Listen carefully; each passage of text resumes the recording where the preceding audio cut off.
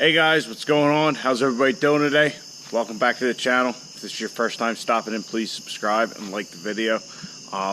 So, as you would have seen if you watched the last video, the transmission and torque converter are off to Phil down at DPC for the torque converter and John Muldoon for the rest of the transmission.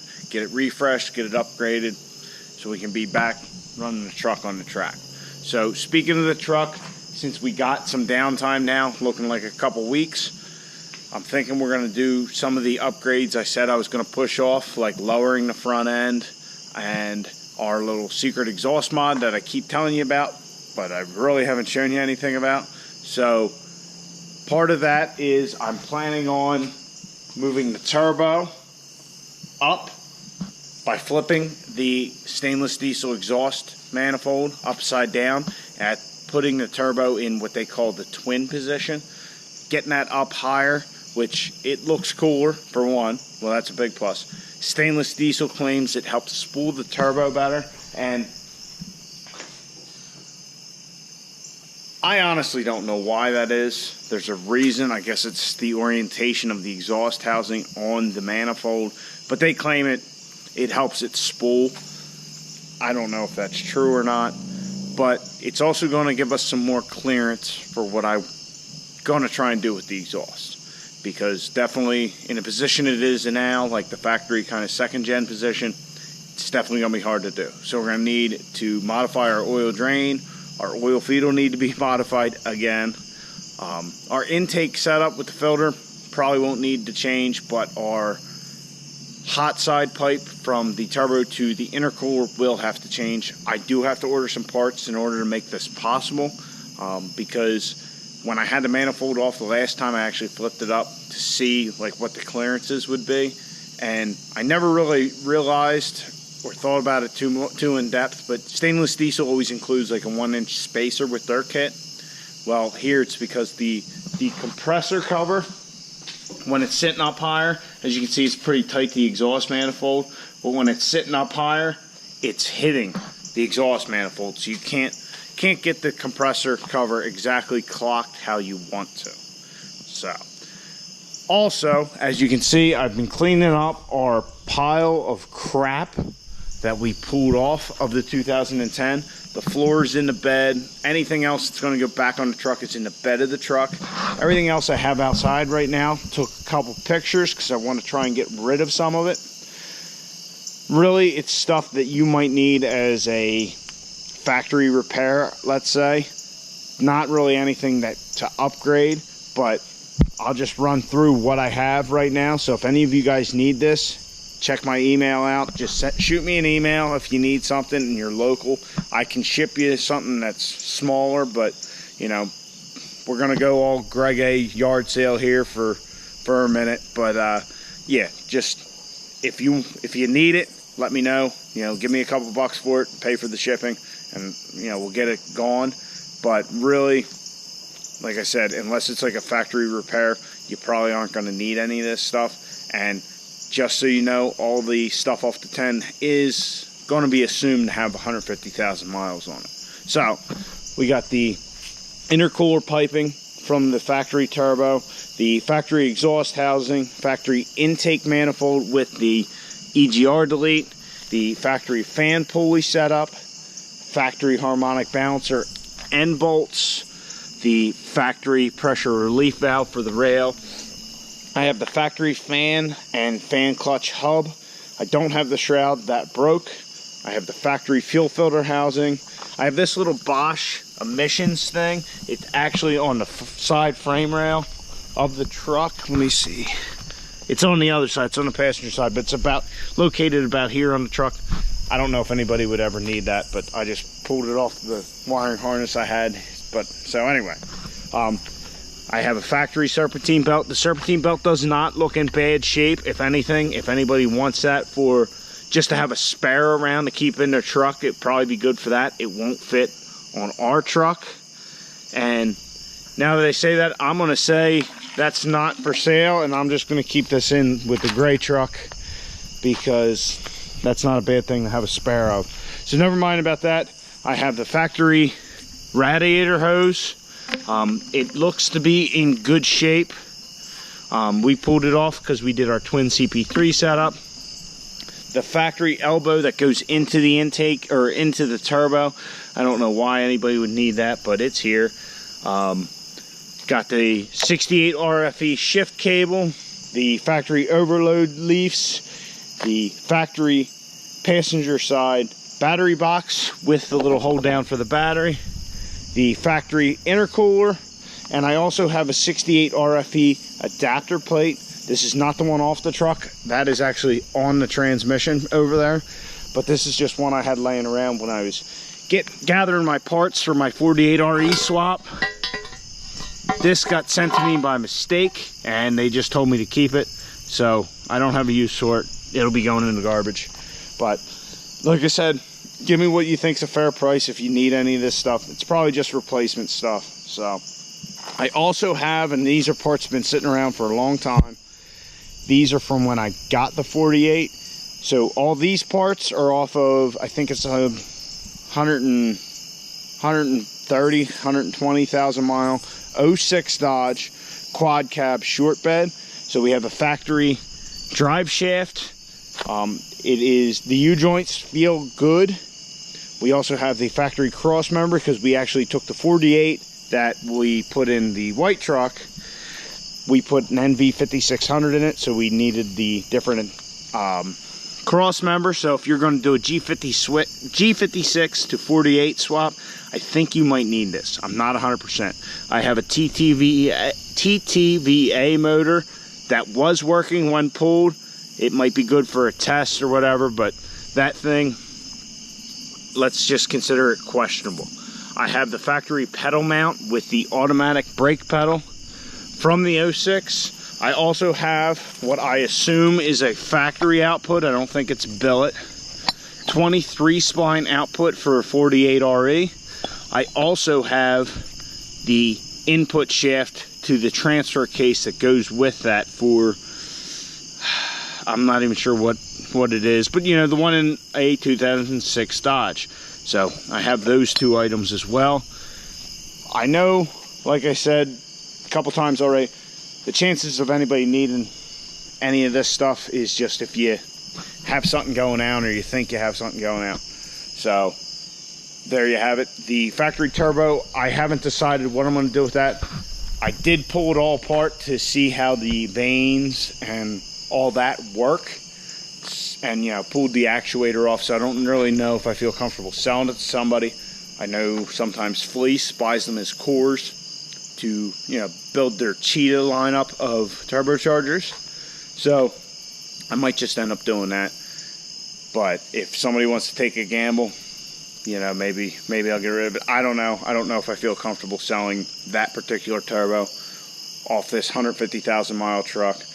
That I'm pretty sure that's probably the original one, and I have no idea how long that thing was sucking the CCV stuff out of it, and how long until the EGR and all that was deleted. So, like I said, I don't know if I'm comfortable selling that to any of you guys.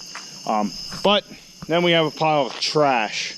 This is all just shit we pulled off the truck through the course of the build.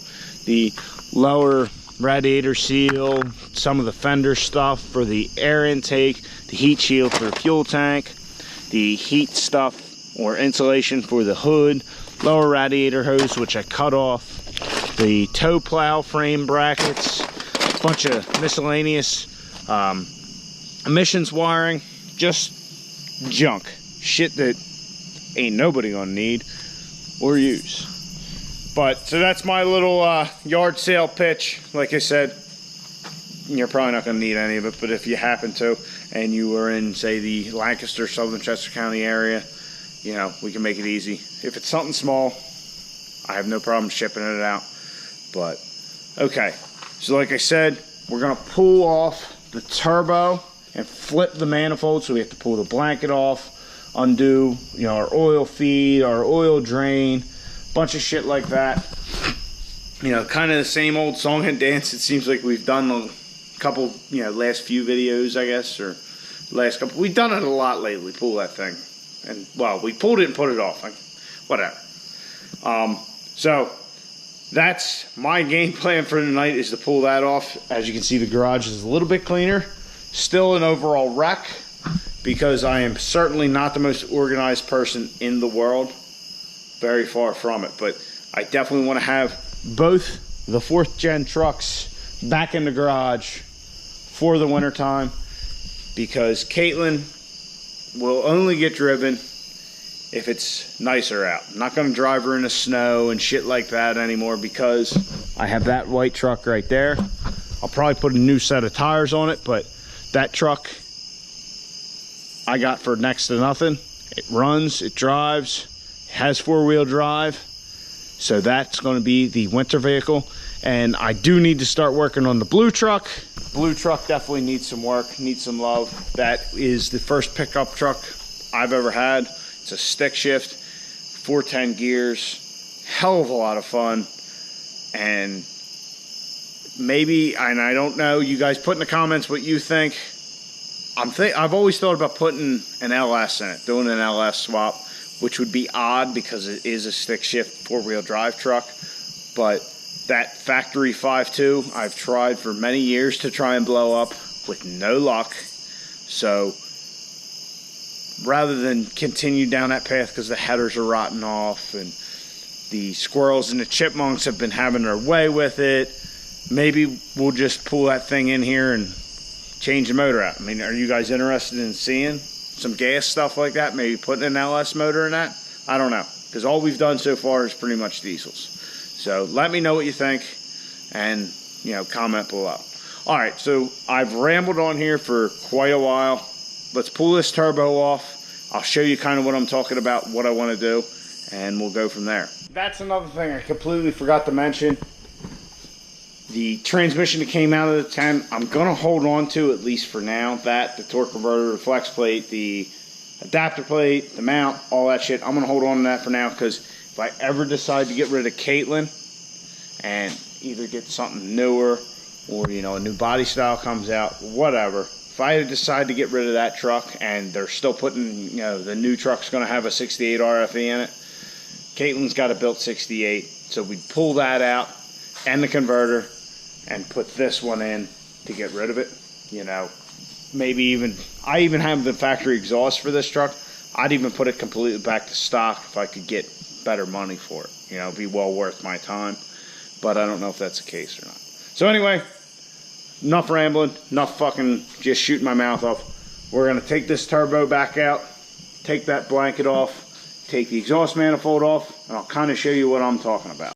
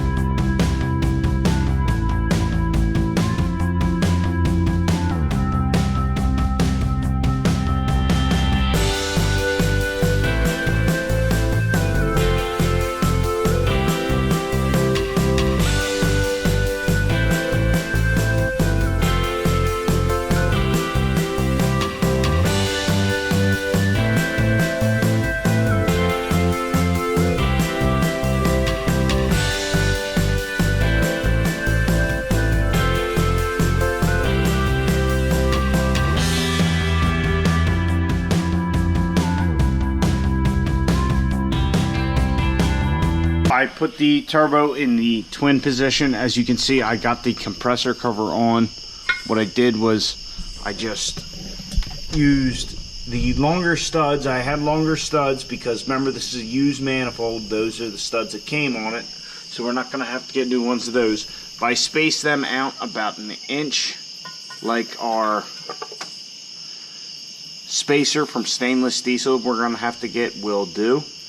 But as you can see, the compressor cover's close to the exhaust housing. That's why you need that spacer. But stainless claims that having the turbo in this position actually spools it better. This is what is known as the twin position. It's up, so then you can have this turbo feeding a second turbo over here, or, which seems very common nowadays, a second and a third turbo somewhere in here. But anyhow, I put it in there, just kind of mocked it up for you. Nothing's really bolted up. The exhaust manifold's still loose. The turbo's still loose. You know, just so you could see what I was talking about. Definitely makes the turbo stand out a little more than it did before. It looks a lot cooler. But we're going to have to make up an intercooler pipe. As you can see, our intercooler pipe we have is probably not going to work. But all we need to do is have a couple offsets, offset that down.